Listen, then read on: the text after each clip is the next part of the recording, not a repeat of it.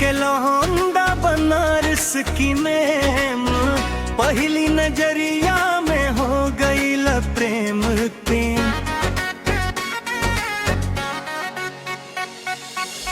तो हर अखिया के जादू में फंस गई, दिलवा के हाल अब का कहनी हम है। गंगा किनारे जब तू मुस्काइलू, चांद भी देख के शर्माइलू, धीरे धीरे दिल में बस गईलू, सांसों में खुशबू बन समाइलू। तो हर बिना अब लागे ना मन, रात दिन बस तो हर ही ध्यान।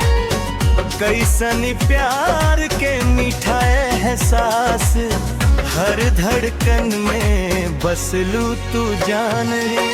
लखनऊ के लौंडा बनारस की मैम, पहली नजरिया में हो गई प्रेम दू।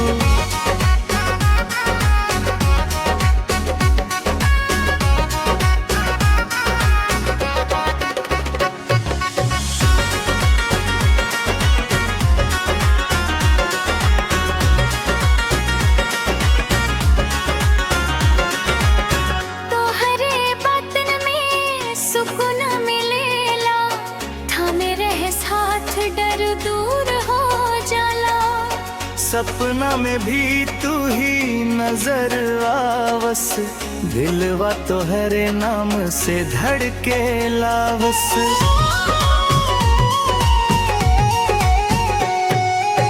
साजन बन के साथ निभाई बस, हर जन्म तोहरे संग जी बस।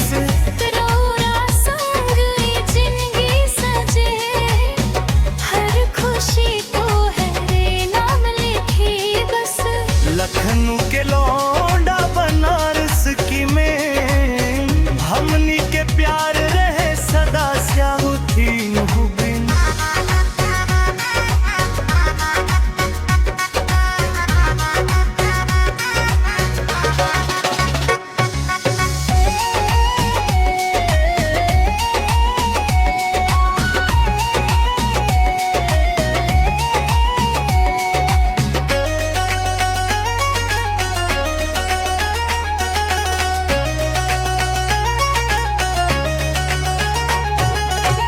लखनऊ के लौंडा बनारस की मैम, पहली नजरिया में हो गल प्रेम हाथ।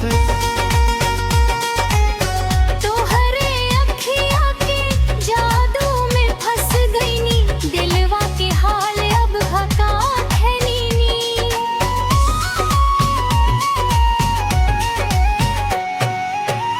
गंगा किनारे जब तू मुस्काइलू, चांद भी देख के शर्माइलू। धीरे धीरे दिल में बस गईलू, सांसों में खुशबू बन समाइलू। तोहरे बिना अब लागे ना मन, रात दिन बस तोहार ही ध्यान। कैसन प्यार के मीठा एहसास, हर धड़कन में बस लो तू जानत। लखनऊ के लौंडा